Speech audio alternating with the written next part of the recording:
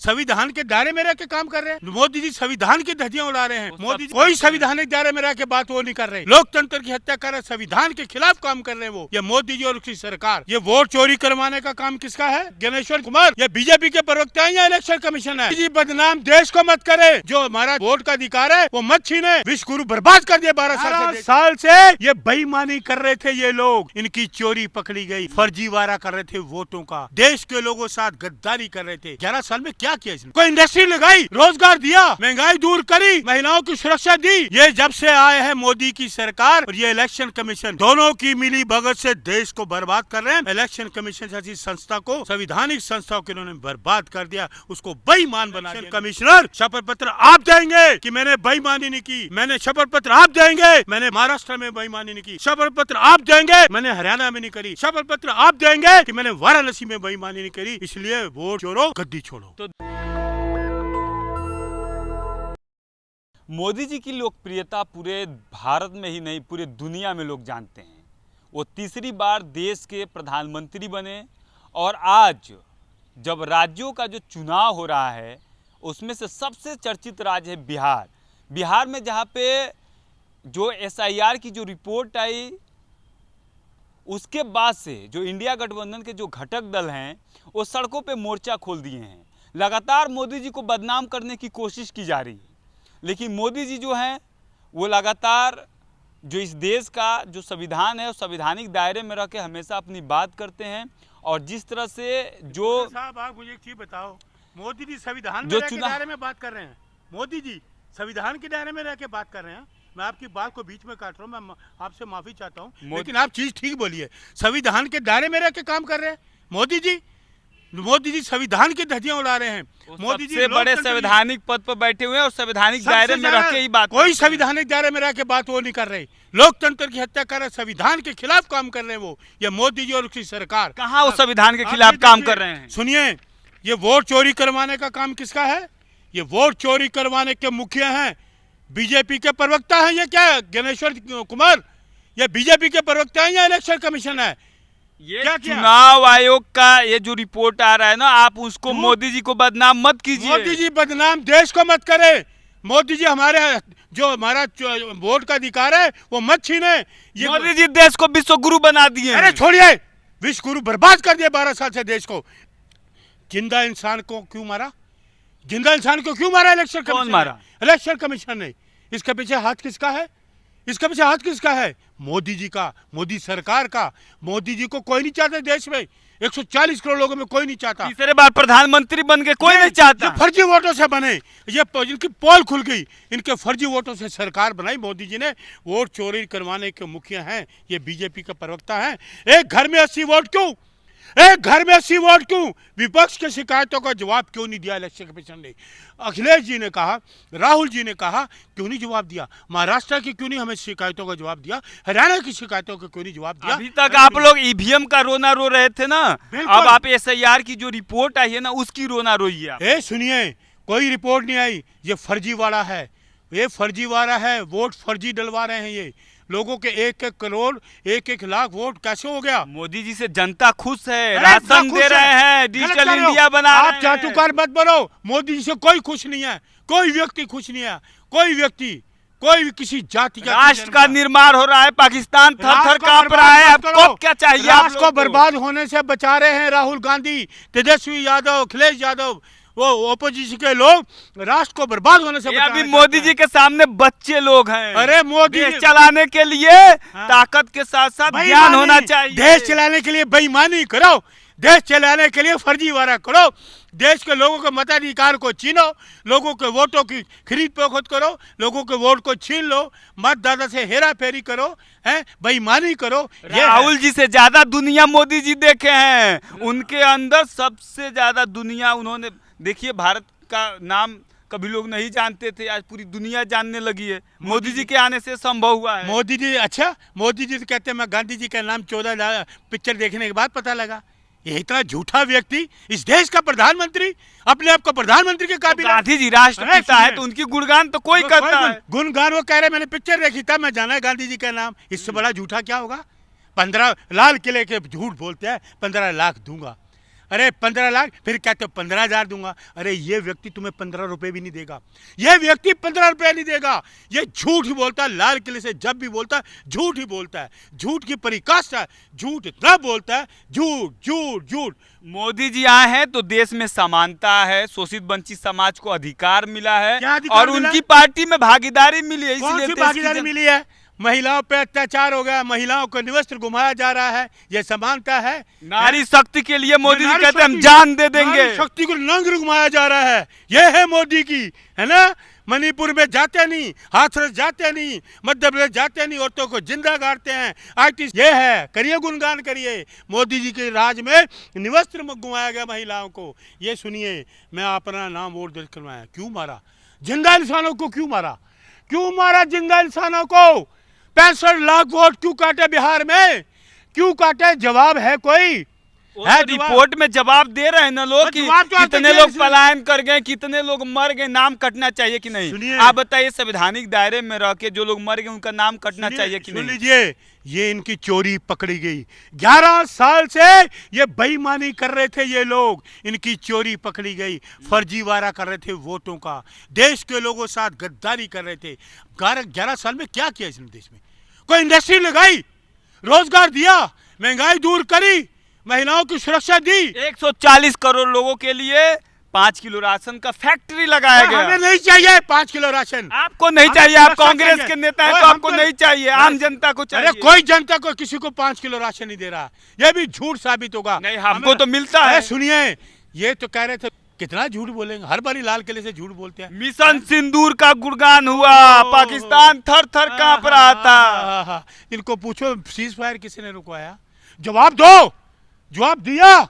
राहुल जी पूछते हैं, राहुल जी संसद में जाते हैं, संसद बंद हो जाती है, मोदी जी घबरा के भाग जाते हैं, पीठ दिखा के भाग जाते हैं, अमित शाह पीठ दिखा के भाग जाते हैं, क्योंकि सच का सामना ये नहीं कर सकते। वो सच है, राहुल गांधी, अखिलेश यादव सच है, आपका तेजस्वी यादव सच है। गठबंधन से घबराहट है, इनको डरे हुए हैं। घबराहट तो मोदी जी से है, थर थर कांप रहा है विपक्ष। वो भाग जाते हैं पार्लियामेंट से, इंडिया गठबंधन का सामना नहीं कर सकते। ये ये इलेक्शन कमीशन चाटुकार क्या दिया अभी? शिकायतों का क्यों नहीं दिया अभी तक? डाटा ही तो मांगा, क्यों नहीं दे रहे भाई? कि लोग बस देश की संस्थाओं पे ना उंगली उठाने का काम कर रहे हैं, आप उस पे विश्वास ये नहीं बर्बाद कर रहे हैं। संविधान इलेक्शन कमीशन टीएन शेषन के टाइम पे भी थे, सुना कभी? ये जब से आए हैं मोदी की सरकार और ये इलेक्शन कमीशन मिली भगत, दोनों की मिली भगत से देश को बर्बाद कर रहे हैं। इलेक्शन कमीशन जैसी संस्था को, पवित्र संस्था को, संविधानिक संस्था को इन्होंने बर्बाद कर दिया, उसको बेईमान बना दिया इन्होंने, बेईमान के कुएं में धकेल दिया इस इलेक्शन कमीशन को, इन सरकार ने, इलेक्शन कमीशन ने, इन दोनों ने। अच्छा ये बताइए, 140 करोड़ आपका अधिकार छीना जा रहा है पत्रकार महोदय, आपका वोट छीना जा रहा है, आपके साथ बेईमानी की जा रही है। आप जाते नहीं तो आपका वोट डल जाता है, हैं? आपका वोट डलवाने, वोट लिखते नहीं है, जिंदा आदमी को मार देते हो। अरे ये इलेक्शन कमीशन है, जिंदगी में हमने कभी देखा नहीं। आज मेरी भी उम्र है, 60 साल की उम्र हो गई, हमने बड़े वोट डाले, देखा, लेकिन टीएन शेषन के टाइम पे भी था। लेकिन ये बेईमान 2014 के बाद तो बेईमान का 2014 के बाद हो गया, बर्बाद हो गया। बिल्कुल आपके बात कह रहे हैं, बर्बाद भी होगा, लुट गया और देश का नाम बर्बाद किया, बेच रहे हैं देश आप को। किस देश में हैं? मैं अपने देश में हूँ, किस देश में? भारत में हूँ। भारत का प्रधानमंत्री कौन है? मैं नहीं जानता, मैं नहीं जानता, मेरे लिए प्रधानमंत्री नहीं है, फर्जी साबित हुए। मैं इनको प्रधानमंत्री नहीं मानता, बेईमानी से प्रधानमंत्री हैं। सुन लीजिए, आज सुनिए, ऑन कैमरा कह रहा हूँ, आज वाराणसी में वोटों की गिनती करा लो और अजय राज जी जीते हुए हैं। एक घोषणा मैं और करना चाहता हूँ। अच्छा, 1.5 घंटा वह बिजली क्यों गुल हुई? 1.5 घंटा वाराणसी में काउंटिंग के दौरान बिजली गुल क्यों हुई? उसी 1.5 घंटे में इन्होंने खेल कर दिया। आप लोग मोदी जी की लोकप्रियता से ना घबराए हैं, एकदम चिल्ला रहे हैं। गांधी जी चिल्ला नहीं, लोकप्रियता नहीं, ये बेईमानी की लोकप्रियता है, तो कुछ नहीं कर सकते। मैं आपको एक चीज बता दूं, मेरी बात सुनिए, ये करवाने वाला ना मुखिया है। क्या जरूरत है शपथ पर इलेक्शन कमीशन दे कि मैंने बेईमानी नहीं की? शपथ पत्र इलेक्शन कमीशन दे। अच्छा एक बात बताइए हमको मलिक जी, संसद में चल रहा था कि जिसकी जितनी संख्या भारी उसकी उतनी हिस्सेदारी, जाति जनगणना। कुछ लोगों कहते थे आने वाले 1 दशक पहले जी कि कांग्रेस और बीजेपी एक ही सिक्के के दो पहलू नहीं नहीं हैं। नहीं नहीं कांग्रेस एक सांप नाथ है तो एक नाग नाथ अरे है। कांग्रेस को बीजेपी के साथ मिलाइए, कहाँ बेईमान, कहाँ सच्ची पार्टी, सच लोग, देश का आईना, कहाँ मिला रहे हो आप? जो बेईमान फर्जी वोटों वाले लोगों के साथ, झूठ बोलने वालों के साथ, लोगों पर अत्याचार करने वालों के साथ, महिलाओं को निवस्त घुमाने वालों के साथ, महिलाओं को जूतों से रोनते हैं जो मेडल लेके आती हैं, उनके साथ कहाँ मिला रहे हो भाई? क्या ये बेईमान लोगों ने देश के लिए किया क्या है? लुटवाया है। हमने तो बनाया था, नेहरू जी ने बनाया था, ये तो बेच रहे हैं। अभी एक जजमेंट आई है वहाँ की आपके आसाम से कि एक जज ने सुना है मैंने कि एक जिला ही बेच दिया अडानी को, एक पूरा जिला बेच दिया। कमाल है भाई, तुम लोग कैसे कैसे घाट करते हो, कैसे कैसे घोटाले करते हो। अरे तुम्हारी कुछ समझ भी नहीं आता। बेच कर पैसा कहाँ जाता है? मोदी जी से पूछो, काला धन का है, मोदी जी से पूछो। वो रामदेव टेढ़ी आंख वाले से पूछो, कहाँ है? बड़ा बोलता था काला धन आएगा, 15 लाख मिलेंगे, कहाँ गए वो 15 लाख? काला धन का है? काला धन आया तो देश विश्व गुरु हो जाए, मेन स्ट्रीम मीडिया दिखा काला रही धन इकट्ठा करने वाले लोग, कोरोना का काला धन इन्होंने लिया, इलेक्ट्रोल बॉन्ड का इन्होंने किया, कोरोना कांड इन्होंने किया, आपका नोटबंदी का घोटाला इनके पास, राफेल डील के पैसे इनके पास, सारे घोटालेबाज ये लोग हैं। मशीन लगाई हुई है, आइए डालिए निकल जाइए। ये भ्रष्टाचारी पार्टी है। और आरएसएस, भारतीय भ्रष्टाचार जनता पार्टी, आरएस का मतलब है रास्ता सारा साफ है। आप इतना बड़ा आरोप लगाते हैं, सोचिए इस देश में काला धन आने की बात हो रही थी और इस देश में देश के जो प्रधानमंत्री नरेंद्र मोदी जी हैं वो कहते हैं कि झोला उठा के चल देंगे। किस लिए हम जाने देंगे? ऐसी झोला उठा के चल देंगे? देश को बर्बाद करके हम जाने देंगे? देश को घोटालों में जो अपनी फाइलें लेके जाएंगे जाने देंगे? एक एक चीज की जांच होगी, छोड़ेंगे नहीं। झोला उठा के नहीं जाने देंगे, बिल्कुल झोले की जांच करेंगे हम। झोले में क्या है? 80,000 के करोड़ के प्लेन में जाने वाला झोला छाप कहता है? चप्पल में लोगों के किसी को ले गए, आपको 80,000 करोड़ के प्लेन में गए हो, कोई गरीब आदमी को देखा, किसी को देखा गरीब आदमी का, किसी पत्रकार 80,000 करोड़ के प्लेन में किसी पत्रकार बैठे देखा आपने? देखा? नहीं देखा। तो क्यों है? तो इसलिए ये फर्जी हैं, वोट फर्जी से प्रधानमंत्री हैं, इसलिए वोट फर्जी है। वोटों की चोरी, गद्दी छोड़ो। वोटों को छोड़ो, गद्दी छोड़ो, वोटों को छोड़ो, गद्दी छोड़ो, वोटों को छोड़ो, गद्दी छोड़ो। इलेक्शन कमिश्नर, शपथ पत्र आपको देना होगा। शपथ पत्र आप देंगे कि मैंने बेईमानी नहीं की। मैंने शपथ पत्र आप देंगे, मैंने महाराष्ट्र में बेईमानी नहीं की। शपथ पत्र आप देंगे, मैंने हरियाणा में नहीं करी। शपथ पत्र आप देंगे कि मैंने वाराणसी में बेईमानी नहीं करी। इसलिए वोट चोरो, गद्दी छोड़ो। तो देश को बर्बाद होने से बचा लो। अधिकार, ये जो लोकतंत्र की किससे बचा लें? किससे बचा लें? मोदी, बीजेपी और इलेक्शन कमीशन से। अब देश को प्रधानमंत्री से ही देश को बचाओ। खतरा है, ये बहुत खतरनाक लोग हैं।